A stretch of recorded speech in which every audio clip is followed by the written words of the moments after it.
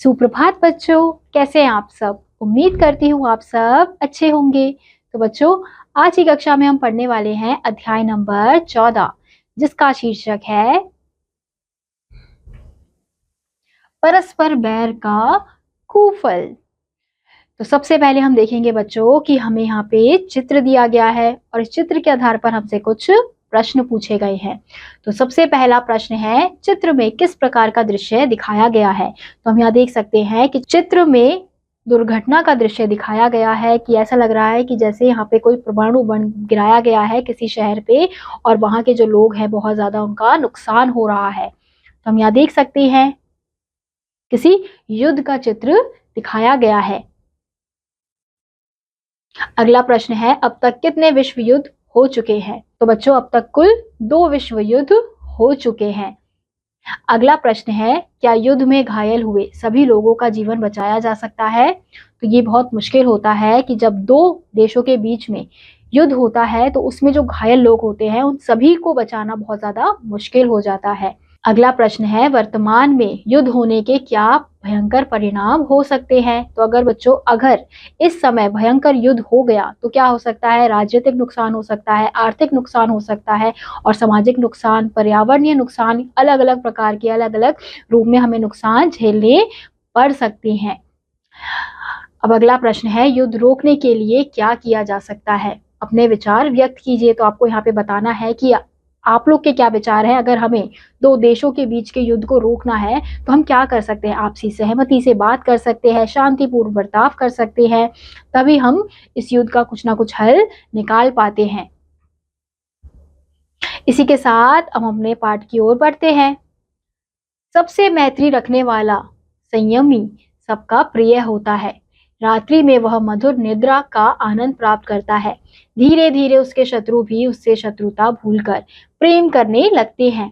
मैत्री भावना मनुष्य को सबसे प्रति, चाहे मित्र हो या शत्रु, पापी हो या पुण्य आत्मा, सौहार्द, प्रेम, बंधुत्व, सहानुभूति का पवित्र भाव रखना सिखाती है। मैत्री भाव के अभ्यास से हम इन्हीं सद्गुणों की फुलवारी अपने मन रूपी उद्यान में लगाते हैं। तो यहाँ पे हमें क्या बताया जा रहा है कि सबसे मैत्री रखने वाला कैसा होता है व्यक्ति, संयमी होता है, सबसे प्यार करता है, यानी कि सबको कैसा मानता है, दोस्त मानता है। ऐसे व्यक्ति में बहुत ज्यादा संयम होता है और सब उससे बहुत ज्यादा प्यार भी करते हैं। अगर कोई उसे शत्रु भी मानता है तो वो भी उसको क्या मानने लग जाता है, मित्र मानने लग जाता है। किसी कुएं में मेंढकों का राजा गंगदत्त नामक मेंढक रहता था। एक दिन की बात है कि कुएं के रहट के सहारे वह भी कुएं से बाहर आ गया। उन दिनों उसे उसके बंधु बांधवों ने बहुत व्याकुल किया हुआ था। बाहर आने पर वह सोचने लगा कि किस प्रकार उनसे बदला लिया जा सकता है। तो हम यहाँ देख सकते हैं कुएं में एक मेंढकों का राजा रहता है जिसका नाम क्या है, गंगत्व, यानी कि वो भी मेंढक है। तो एक दिन की बात है, कुएं के रहट के सहारे वह भी कुएं से बाहर आ गया था। तो उसे उसके जो बंधु बांधवों थे उन्होंने उसे बहुत ज्यादा व्याकुल किया हुआ था। बाहर आने पर वह सोचने लगा कि इनसे किस प्रकार से वो बदला ले। इस विषय पर विचार कर ही रहा था कि उसने प्रियदर्शन नाम के एक काले सर्प को बिल में घुसते हुए देखा। उसे देखकर वह सोचने लगा कि क्यों ना इस काले सर्प को कुएं में ले जाकर अपने उन शत्रुओं का विनाश ही करवा दूं। तो वो क्या सोच ही रहा होता है कि कैसे वो अपने बंधु लोगों से बदला ले। तो वो क्या देखता है कि एक प्रियदर्शन नाम का एक सांप जो है वो अपने बिल में घुस रहा होता है। तो उसे देखकर वो सोचने लगता है कि क्यों ना मैं इस काले सर्प से कुएं में ले जाकर इसे अपने शत्रुओं से कटवा दूं, अपने शत्रुओं को कटवा दूं, इससे वो बदला ले लेगा। कहा भी गया है कि बलवान शत्रु के साथ किसी बलवान को ही भिड़ाकर उसका विनाश किया जा सकता है। इस प्रकार करने से अपना कार्य भी सिद्ध हो जाता है और किसी प्रकार का कष्ट भी नहीं होता। और वो क्या सोचता है कि ये भी कहा गया है कि बलवान शत्रु को बलवान से ही सामना करवाना चाहिए, तभी जीत होती है। इससे क्या होगा, उसे किसी प्रकार का कष्ट ही नहीं होगा और उसका बदला भी पूरा हो जाएगा। गंगत्व सोच रहा था कि पैर में गड़े कांटे को किसी दूसरे कांटे से ही निकाला जा सकता है। उसी प्रकार अपने सबल उग्र शत्रु को किसी उग्र और सबल के साथ भिड़ाकर ही बुद्धिमान प्राणी को उसका उन्मूलन करना चाहिए। तो वो क्या सोच रहा था कि जो उसके पैर में कांटा, यानी कि जो उसके शत्रु है, वो किस प्रकार के हैं, जैसे उसको पैर में कांटा चुभ रहे हैं, तो उस कांटे को कौन निकाल सकता है, कोई दूसरा कांटा ही निकाल सकता है। तो हम यहाँ देख सकते हैं कि यहाँ पे जो काला सर्प है और यहाँ पे जो गंगत्व है वो उससे प्रार्थना कर रहा है। यह सोचकर वह उस सर्प के बिल के समीप जाकर उसे बुलाने लगा। उसकी आवाज सुनकर प्रियदर्शन ने अनुभव किया कि वह जीव तो उसकी जाति का नहीं है, किंतु सर्प के अतिरिक्त इस लोक में मेरा किसी अन्य से परिचय नहीं है। तब बाहर जाने से पहले मुझे ये जान लेना चाहिए कि यह बुलाने वाला है कौन, क्योंकि जिस जीव के स्वभाव, कुल और निवास का पता ना हो, उसके साथ संपर्क स्थापित करने का प्रयास कम ही करना चाहिए। अब ये सोचकर जो मेंढक है वो सर्प के बिल के समीप जाता है, पास जाता है और फिर सांप को आवाज लगाता है। लेकिन जो सर्प है वो सोचता है कि ये जो आवाज है ये मेरे किसी रिश्तेदार की तो नहीं लग रही है, ये तो किसी अनजान की आवाज लग रही है। तो बाहर जाने से पहले मुझे देखना होगा कि ये कौन है जो मुझे आवाज लगा रहा है। अब जिसे हम जानते नहीं है उसके पास जाना, उसके बुलाने पर जाना सही नहीं है। तो इसलिए जो सर्प है वो उससे पूछता है। इस प्रकार की बात विचार कर सर्प ने उससे पूछा, तुम कौन हो? मैं मेंढकों का राजा गंगदत्त हूँ, आपसे मैत्री करने के लिए आया हूँ। तो सर्प उससे पूछता है कि तुम कौन हो? तो वो बताता है कि मैं मेंढकों का राजा हूँ और मेरा नाम क्या है, गंगदत्त है, और मैं आपसे क्या करने आया हूँ, मैत्री यानी कि आपसे दोस्ती करने आया हूँ। प्रियदर्शन कहने लगा, यह कैसे हो सकता है? तृण भी क्या अग्नि के साथ मित्रता कर सकते हैं? कहा भी गया है कि जिस जीव का वध्य होता है वह कभी स्वप्न में भी उसके पास नहीं जाता। तुम यह व्यर्थ की बात क्यों कर रहे हो? तो प्रियदर्शन कहने लगता है उसे कि ये कैसे हो सकता है, भला कोई तृण भी अग्नि के साथ दोस्ती कर सकता है, यानी कोई पानी आग के साथ कभी दोस्ती कर सकता है क्या? जब पता है कि वो उसका वध कर सकती है तो वो क्यों उससे दोस्ती करेगा? यानी कि ऐसा कोई प्राणी नहीं है कि जब पता है कि दूसरा प्राणी उसे खा जाएगा या खत्म कर देगा तो वो उससे दोस्ती क्यों करेगा? तो वो मानने को तैयार नहीं है। गंगदत्त कहने लगा, आप कहते तो ठीक ही हैं, आप हमारे स्वाभाविक शत्रु हैं, किंतु इस समय मैं किसी अन्य शत्रु के तिरस्कार से शुद्ध होकर आपकी शरण में आया हूँ। कहा भी गया है कि सर्वनाश की स्थिति में अथवा अपने प्राणों के विनाश काल में जीव को चाहिए कि वह आवश्यकता अनुसार शत्रु की अधीनता स्वीकार करके भी अपने प्राण और सम्मान की रक्षा करे।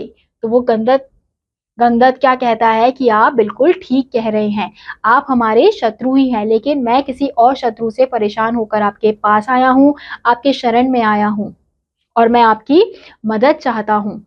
सर्प ने पूछा, बोलो, किसने किया है तुम्हारा अपमान? मेंढक बोला, और किसी ने नहीं, मेरे अपनों ने ही मेरा अपमान किया है। तो सर्प पूछता है कि तुम्हारा अपमान किसने किया है जो तुम मेरे पास आए हो? तो वो बताता है कि मेरा अपमान किसी और ने नहीं बल्कि मेरे अपनों ने ही किया है। तुम रहते कहाँ हो? किसी बावली में, किसी कूप में, किसी सरोवर में अथवा किसी झील में? मैं एक कुएं में रहता हूँ। देखो, हमारे पैर तो होते नहीं हैं, इसलिए मैं कुएं में प्रविष्ट नहीं हो सकता, और यदि किसी प्रकार वहां प्रविष्ट हो भी गया तो वहां मेरे रहने के लिए कोई स्थान नहीं होगा, अतः यहाँ तुम्हारा मनोरथ सिद्ध नहीं होगा। अच्छा यही है कि तुम यहाँ से चले जाओ। तो जो सांप है वो मेंढक से पूछता है कि तुम कहाँ रहते हो? किसी बावली में रहते हो, किसी कूप में रहते हो, किसी सरोवर में रहते हो या किसी झील में रहते हो? तो मेंढक बताता है कि मैं कुएं में रहता हूँ। फिर सांप कहता है कि देखो, हमारे पैर तो होते नहीं हैं, इसलिए मैं कुएं में प्रविष्ट नहीं हो सकता, और यदि किसी प्रकार वहां पर मतलब चला भी गया तो वहां मेरे रहने के लिए कोई भी स्थान नहीं होगा। अतः यहाँ तुम्हारा मनोरथ सिद्ध नहीं होगा, यानी कि मैं तुम्हारी मदद नहीं कर पाऊंगा। अच्छा यही है कि तुम यहाँ से चले जाओ। किसी ने ठीक ही कहा है कि ऐश्वर्य को चाहने वाले जीव को चाहिए कि वह उसी वस्तु को खाए जिसे खाना उसके लिए शक्य हो, और उसके उदर में पहुंचकर जो वस्तु पच जाए तथा परिणाम में हितकारकर भी हो। तो यहाँ पे बताया जा रहा है कि ऐसा कहा जाता है कि इंसान को, प्राणी को वही वस्तु खानी चाहिए, वही खाना चाहिए जो उसे पच जाए, क्योंकि अगर वो ऐसी चीजें खाएगा जो उसे पच नहीं रही है तो उसे क्या होगा, उसे उससे ही तकलीफ हो जाएगी। यह सुनकर मेंढक बोला, महाशय आप चले तो आइए, मैं बहुत सरलता से उस कूप में आपको प्रविष्ट करा दूंगा। वहां जल के छोर में एक रमणीय कोटर भी है, उसमें रहकर आप अनायास ही अपना पेट भर सकेंगे। तो मेंढक क्या कहता है कि आप मेरे साथ चलिए, मैं कैसे भी करके आपको उस कुएं में प्रवेश करवा दूंगा, और आपके रहने के लिए वहां पर एक रमणीय कोटर भी है, और उसमें रहकर आप अनायास ही अपना पेट भर सकेंगे। उसकी बात सुनकर सर्प सोचने लगा कि वह वृद्ध हो चला है, कभी संयोग से ही कोई चूहा उसके मुख में फंस पाता है। इस कुलांगार ने मेरी जीविका का बहुत ही सुखकर उपाय बताया है, मुझे वहां चले जाना चाहिए। किसी ने ठीक ही कहा है कि जिस जीव की शक्ति क्षीण हो चुकी हो और उसका कोई सहायक भी ना हो, तो उसे चाहिए कि वह अपनी जीविका के लिए अत्यंत सुखप्रद और सरलतम उपाय का ही चयन करे, यही बुद्धिमता है। तो जो सांप है, यानी कि जो सर्प है, वो सोचने लगता है कि अच्छा मैं वैसे भी बूढ़ा होने वाला हूँ, और ये बहुत अच्छा उपाय बता रहा है कि मैं अगर इसके कुएं में गया तो मुझे आसानी से मेरा भोजन भी मिल जाएगा, क्योंकि अब तो बहुत मुश्किल से कोई चूहा उसके जाल पे फंस पाता है। तो इसलिए वो सोचता है कि चलो मैं इसके साथ चला जाता हूँ और अपना बाकी का जो जीवन है वो अच्छे से व्यतीत कर लेता हूँ। यह विचार कर उसने गंगदत्त से कहा, ठीक है तुम आगे आगे चलो, मैं तुम्हारे साथ आता हूँ। तो वो गंगदत्त को हाँ कह देता है और कहता है कि ठीक है तुम आगे आगे बढ़ो, मैं तुम्हारे पीछे पीछे आता हूँ। यह सुनकर गंगदत्त कहने लगा, ठीक है चलते हैं, मैं आपको बहुत सुख से वहां ले जाऊंगा, वहां रहने के लिए रम्य स्थान भी दूंगा और नित्य के भोजन का भी खुलकर प्रबंध होगा। किंतु मेरा एक आग्रह मानना होगा। वह क्या? वह यह कि आपको मेरे परिवार वालों की रक्षा करनी होगी। मैं जिन जिन को तुम्हें कहूं केवल उन्हें ही मारकर खाना होगा। तो गंगदत्त सुनकर कहता है कि ठीक है चलते हैं, तो मैं आपको वहां पे अच्छे से प्रवेश करवा दूंगा और वहां पे आपके अच्छे से खाना पानी भी, भोजन भी होगा। तो वो क्या कहता है, लेकिन मेरी एक शर्त है, आपको मेरे परिवार की रक्षा करनी होगी और आप उसी सदस्यों को मारेंगे मेरे परिवार के जिसको मैं कहूंगा, उसके अलावा आप किसी को भी कुछ नहीं करेंगे। सर्प बोला, तुम इस समय मेरे मित्र हो चुके हो, अतः तुम्हें मुझसे भयभीत नहीं होना चाहिए। मैं तुम्हारे कहे अनुसार ही मेंढकों को मारकर खाऊंगा। तो सर्प क्या बोलता है कि अब तुम मेरे मित्र हो गए हो, तो अब तुम्हें मुझसे डरने की जरूरत नहीं है। अब जिसको भी तुम कहोगे मैं उसी के अनुसार तुम्हारे घर के सदस्यों को खाऊंगा। तो अब बिल से बाहर आ जाओ। सर्प बिल से बाहर आ जाता है और सर्वप्रथम गंगदत्त का आलिंगन करता है। इस प्रकार उन दोनों में मित्रता हो गई। उसके बाद आगे आगे गंगदत्त चला और उसके पीछे प्रियदर्शन चलने लगा। तो सर्प जो है वो बिल से बाहर आ जाता है और गंगदत्त को देखता है, और इस प्रकार उन दोनों में अच्छी मित्रता हो जाती है। फिर इसके बाद गंगदत्त आगे आगे चलता है और सर्प उसके पीछे पीछे चलता है। कूप पर पहुंचकर रहट के मार्ग से गंगदत्त के साथ ही प्रियदर्शन भी उस कूप में जा पहुंचा। वहां पहुंचकर गंगदत्त ने सर्प को उसका कोटर दिखा दिया।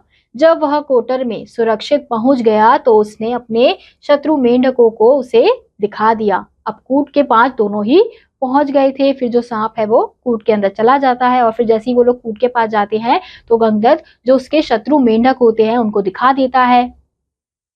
उस दिन से उस सर्प ने उन मेंढकों को खाना आरंभ किया और एक एक कर कुछ दिनों में सबको ही खा गया। इस प्रकार जब मेंढकों का अभाव हो गया तो उसने गंगदत्त को बुलाकर कहा, मैंने आपके शत्रुओं का विनाश कर दिया है, अब मेरे भोजन के लिए कुछ नहीं है। आप मुझे यहाँ लाए हैं, अतः अब आप मेरे भोजन की व्यवस्था कीजिए। फिर उस दिन सर्प क्या करता है, उन मेंढकों को खाना शुरू कर देता है जो गंगदत्त के शत्रु होते हैं, दुश्मन होते हैं। फिर ऐसे धीरे धीरे उसके सारे शत्रुओं को खा जाता है। अब क्या हो जाता है, मेंढकों का अभाव हो जाता है, अब उसके पास खाने के लिए कुछ भी भोजन नहीं होता है। तो वो कहता है कि अब तुम मुझे यहाँ लेकर आए हो, तुम मेरे मित्र हो, तो अब तुम्हें ही मेरे भोजन का इंतजाम करना होगा। आप मेरे मित्र हैं, आपने मेरा कार्य संपन्न कर दिया है, अतः अब आपसे प्रार्थना है कि जिस रहट के मार्ग से आप भीतर आए थे उसी से बाहर निकलकर अपने पुराने विवर में चले जाइए।